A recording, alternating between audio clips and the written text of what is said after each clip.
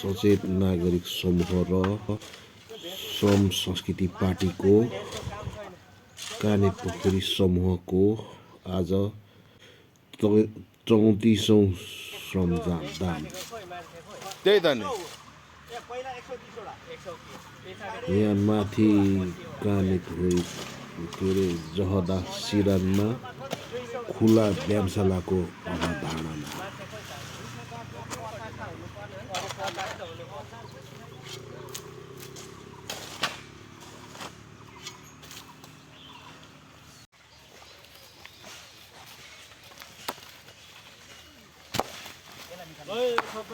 जय माटो जय माटो जय माटो।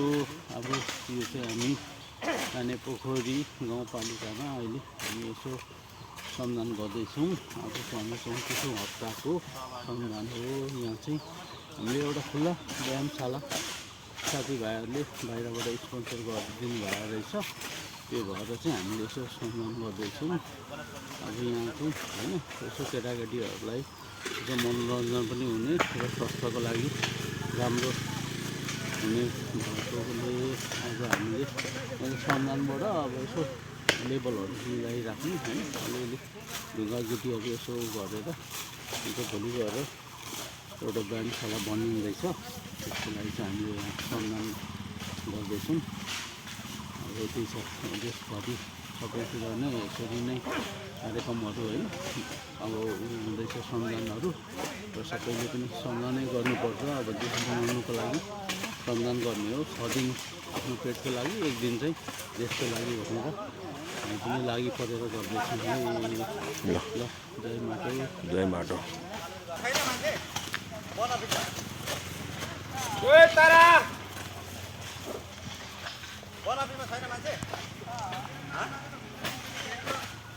के छ भने यो हाम्रो पहिला सुरुमा सचेत नागरिक समूहबाट चाहिँ सुरु गरेको हाम्रो श्रमदान अभियान गर्दै जाँदाखेरि अहिले हाम्रो यो चाहिँ श्रम संस्कृति पार्टीमा परिवर्तन भयो र हामीले धेरै ठाउँमा अभियानहरू चलायौँ, धेरै ठाउँमा साफसफाइ गऱ्यौँ। तर त्यो साफसफाइ भनेको चाहिँ जुनै ठाउँमा गएर पनि हामी गएर कहिले पनि सफा हुने होइन। तर त्यो ठाउँमा हामीले गएर जुन साफसफाइ गरेको बारे चाहिँ त्यहाँका बासिन्दाहरू, त्यहाँका स्थानीय साथीभाइहरू, आमा बुवा, दाजुभाइ, दिदीबहिनीहरूले चाहिँ त्यो हेरेर चाहिँ त्यो ठाउँ साफसफाइ गर्नुपर्ने हुन्छ।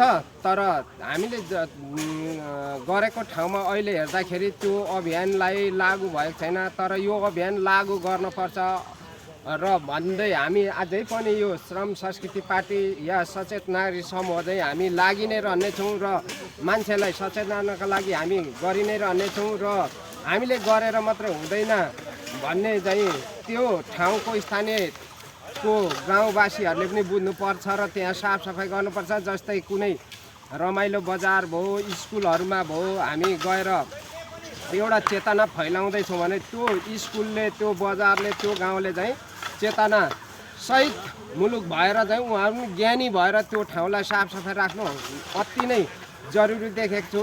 र हामी रमाइलो बजारमा 2 पटक यो हाम्रो साफसफाइ अभियान चलायौँ, श्रमदान चलायौँ। तर त्यहाँको बजारको जो बजार कमिटीको अध्यक्ष छ उसले त्यो चासो दिएको छैन। हामी त्यो देख्दैछौँ र पनि अझै पनि हामी त्यहाँ जानेछौँ र चेतना फैलाउनेछौँ र आउने दिनमा चाहिँ त्यो हामीले गरेको चेतनाले चाहिँ गर्नुपर्ने रहेछ साफसफाइ भन्ने चाहिँ उहाँहरूको आत्मैदेखि आउनुपर्छ र गर्नुपर्छ भन्ने विश्वासका साथ अहिले यो पहिल्यैदेखि सचेत नागरिक जतिखेर थियो जो कि श्रम संस्कृति पार्टीको जन्मै नहुँदादेखि हामीले सुरु गरेको। तर हामी अहिले अन्त गएको हुनाले चाहिँ अहिले चाहिँ हामी यो खुल्ला व्यायामशाला सचेत नागरिक समूहको हो। तर आज हामी यो श्रम संस्कृति पार्टी चाहिँ सबैजना भेला भएर हामी यो गर्दैछौँ र यो पुरा गर्नेछौँ। त्यसको बाद हामी फेरि अगाडि बढ्नेछौँ र यो हाम्रो चेतना सचेत गर्नका लागि गर्दै गरेको काममा यो गाउँका कुनै पार्टी जाति नभनिकन कोही धर्म ब्राह्मण होस्, राई होस्, लिम्बू होस्, गुरुङ होस्, सबै मान्छेहरू चाहिँ यसमा एकीबद्धता हुनको लागि चाहिँ हामी श्रम संस्कृति पार्टीको हार्दिक अनुरोध गर्दछौँ र आउनुहोस्, जोडिनुहोस्, गर्नुहोस्। पार्टी छँदैछ, पार्टी जे भए पनि तर आफ्नो गाउँ र ठाउँको लागि तपाईँहरू यो श्रम गर्नको लागि जोडिनुहोस् भन्ने हार्दिक अनुरोध गर्दै म मेरो भनाइ यही अन्त गर्दछु। धन्यवाद।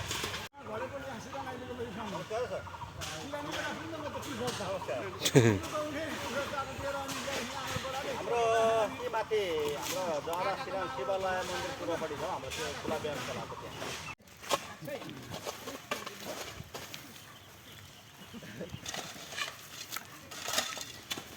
रुखले घट्छ छ क्या हो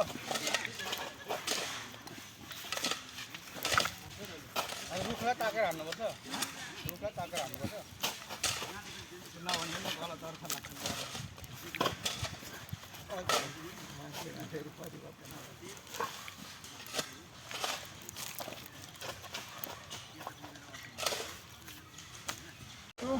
आज हामी 34औं हप्ताको श्रमदान खुला व्यायामशालाको लागि गरिरहेछौँ।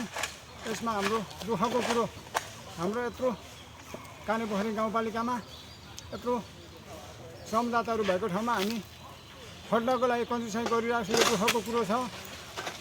हामी थोरै भए पनि राम्रो काम राम्रो चिजको बिरुवा भनेको सानो चिजबाटै हुन्छ।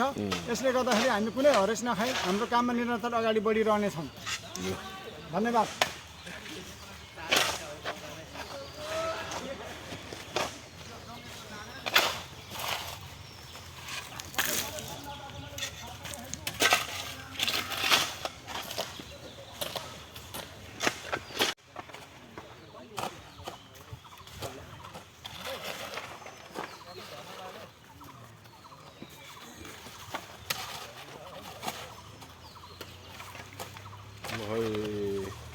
भन्दाखेरि यसलाई चाहिँ फेरि इन्जिनियरले फेरि नाप्छ अनि थाहा भइहाल्छ पत्ता लाग्छ त्यसरी भनेर भनेको नि त।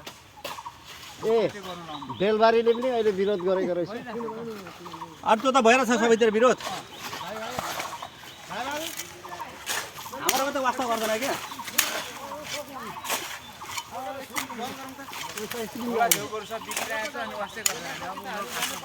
मेन खोला छेउ गरौँ क्या सबभन्दा मेन चाहिँ बिग्दियो क्या। अब हामी यताबाट त्यो खोला छेउ अब त यस्तो गर्नुपर्छ, त्यो खोला छेउको बिगेकोलाई नि साला त्यसलाई नि कारवाही गर्नुपर्छ। त्यसले गर्दा हाम्रो घर उठ्छ भने अब सधैँ हामी भ्याउँदैन। हामी गयो भने अघि नै फोन गरेर बताइदिइहाल्दछ लु आयो भनेर।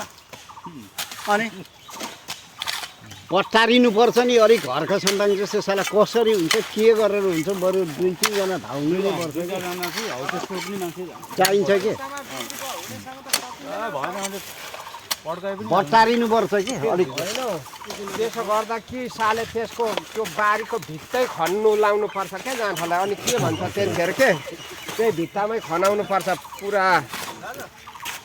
अनि के भन्छ नखन्नु भन्छ कि के भन्छ त्यतिखेर चाहिँ खै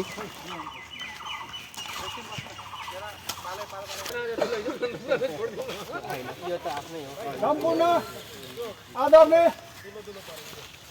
कानेपोखरीवासी सम्पूर्ण श्रमदाता महानुभावज्यूहरूमा म श्रम संस्कृति पार्टीको तर्फबाट सिकाउनुहोस् एकमुष्ट जय देश जय माटो। जय बाटो। आज हामीले 34औं हप्ताको श्रमदान कानेपोखरी 5 जगदास्थित खुल्ला रङ्गशालाको लागि हामीले श्रमदान सम्पन्न गरिसकेको छौँ। आजको यस कार्यक्रमलाई आफ्नो छोटो मिठो मन्तव्य राखिदिन हुन म हाम्रा श्रम संस्कृति पार्टीको तर्फबाट श्रम संस्कृति पार्टी कानेपोखरीको अध्यक्ष नवीन कुमार राईज्यूलाई छोटो मिठो मन्तव्य राखिदिन हुन अनुरोध गर्दछु। धन्यवाद सचिव हाम्रो आदरणीय खम्बेवीर दाई। साथै आजको यो कानेपोखरी गाउँपालिका श्रम संस्कृति पार्टीको 34औं हप्ताको श्रम हामीले यस कानेपोखरी वार्ड नम्बर 5 जहदा चोकको सिरानमा हामीले गरिरहेका छौँ। यसमा हामीले चाहिँ एउटा खुल्ला व्यायामशाला निर्माण गर्ने अभियान हामीले यसमा लिएर विगतदेखि नै लागिरहेका छौँ। यसको लागि पनि सहयोगी मनका धनीहरू हुनुहुन्छ। उहाँहरूले पनि सहयोग एउटा वचन बोली राख्नुभएछ। उहाँहरूलाई पनि हामी धेरै धेरै धन्यवाद भन्न चाहन्छौँ हाम्रो तर्फबाट। र यसमा हामीले खुल्ला व्यायामशालामा के निर्माण गरिन्छ भन्ने विषयहरूमा पनि हामीले हामी आफ्नै श्रमदान मार्फत र यो फलाम जति लाग्छ त्यसको चाहिँ हामीले लागत लगाएर अरू बनाउने क्रियाकलापमा बनाउने कामहरूमा हामी आफै खट्नेछौँ। र यहाँनिर सहयोग गर्नुहुने दाताहरूको नाम पनि हामीले यहाँ एउटा शिलालेखमा राख्ने नै छौँ। त्यसले गर्दाखेरि अझ पनि यस खुल्ला व्यायामशालामा सहयोग गर्नुहुने कोही इच्छुक दाजुभाइ दिदीबहिनीहरू हुनुहुन्छ भने तपाईँहरूले गर्नु सक्नुहुनेछ। र तपाईँहरूको नाम हामीले यहाँ स्पष्टसँगले एउटा शिलालेखमा तपाईँहरूको नाम हामीले चढाइनेछ।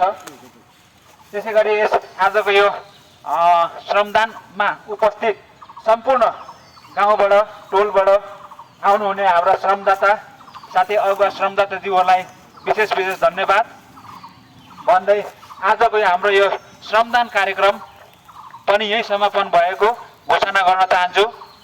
त्यसै गरी फेरि पुनः आउँदो शनिबार पनि हामी यही ठाउँमा चाहिँ हामीले श्रमदान गर्ने भनी निर्णय गरी त्यो पनि यहाँहरूलाई जानकारी गराउन चाहन्छु। सम्पूर्ण उपस्थित हाम्रा श्रमदाताज्यूहरूलाई धेरै धेरै धन्यवाद भन्दै आजको यो कार्यक्रम समापन भएको घोषणा गर्न चाहन्छु। धन्यवाद। जय माटो, जय श्रम संस्कृति। अब घरतिर